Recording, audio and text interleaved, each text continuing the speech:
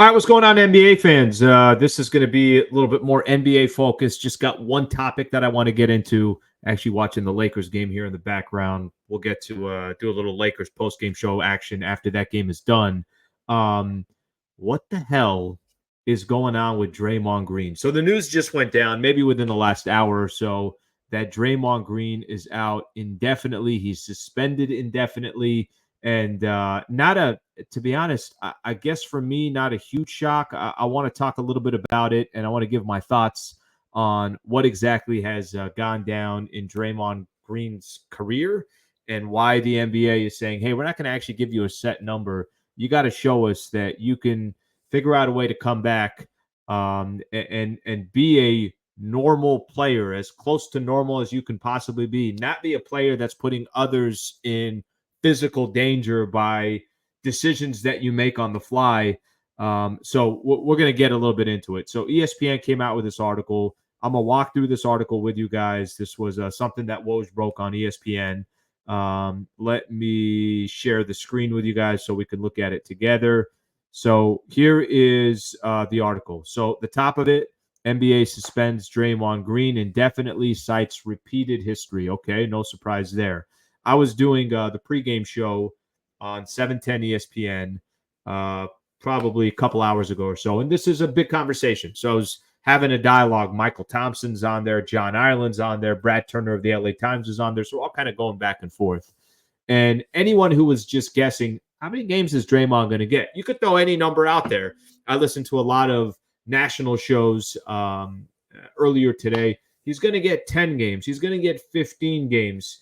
Whatever the discussion is of how many games he's going to get, my question is, what's going to change? This man is going to eventually come back, and then what? That, I think, is most important for me. So we all know what went down yesterday, all right? Yusuf Nurkic hits him in the face, gets thrown out of the game. Draymond Green, after the game, I'm going to read a couple quotes here. I am not one to apologize for things I mean to do, but I do apologize to Yusuf because I didn't intend to hit him. I sell calls with my arm, so I was selling the call and I swung it, and I unfortunately hit him. Okay. I want to see here. I'm going to make this a little split screen action. There we go. Yeah, just let's show me a little bit here. I want to, there's some other quotes and there's some other things that I want to reference to, which I'm going to eventually go back to and do it. But let me just be clear on the quote that Draymond gave yesterday. I sell calls with my arms, so I was selling the call and I swung, and unfortunately I hit him.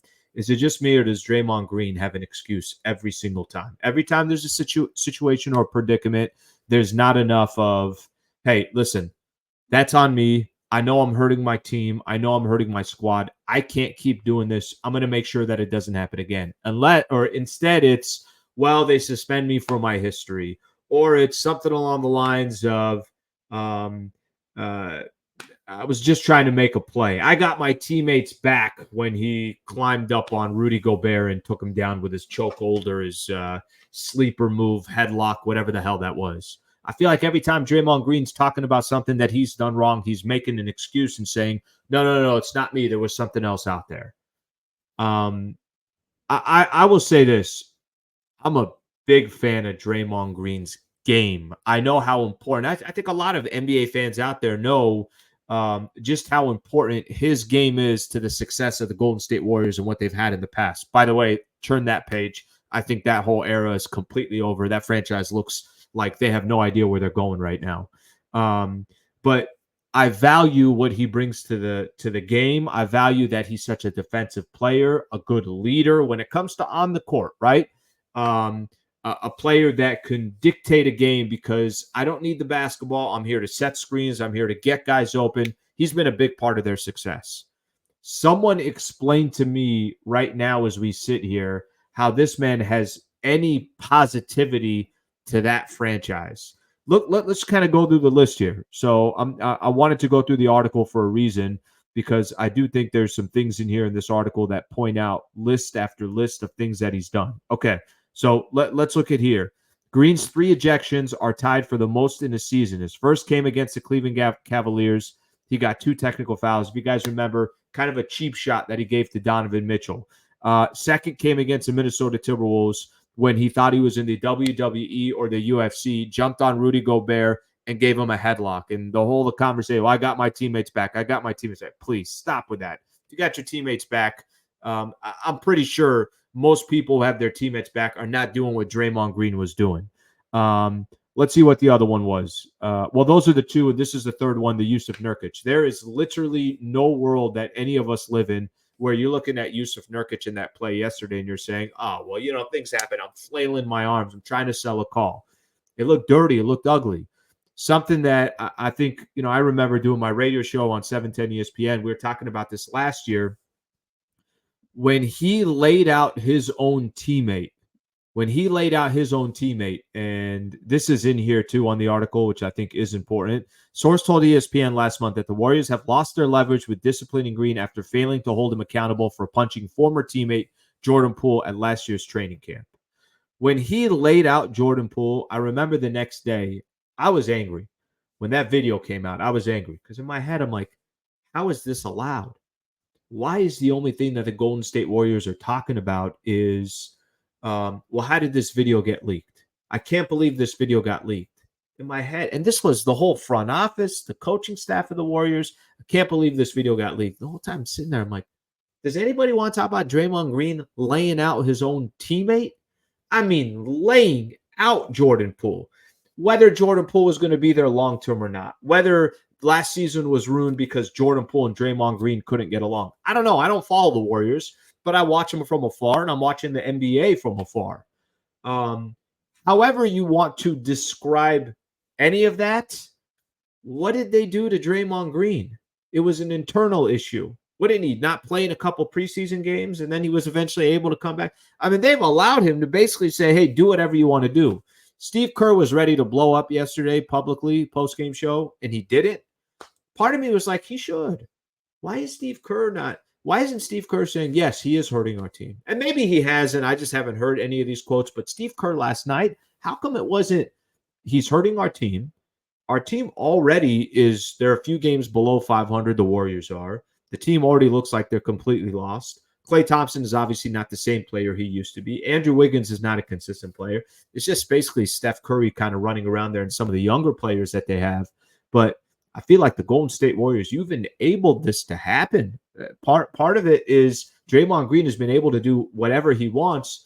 And I think the thing for me in reading this article and looking at, kind of the details of it, the NBA basically saying, look, we're not going to give this man here's X amount of games that you're going to be out. What they're going to ask him to do, he'll be required to meet certain league and team conditions before he returns to play.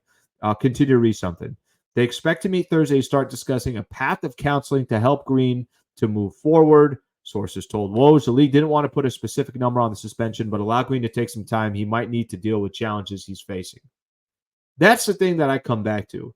Draymond Green doesn't seem like this is a arm flailing problem. This doesn't seem like, well, I got Klay Thompson's back because Rudy Gobert was getting too close to him.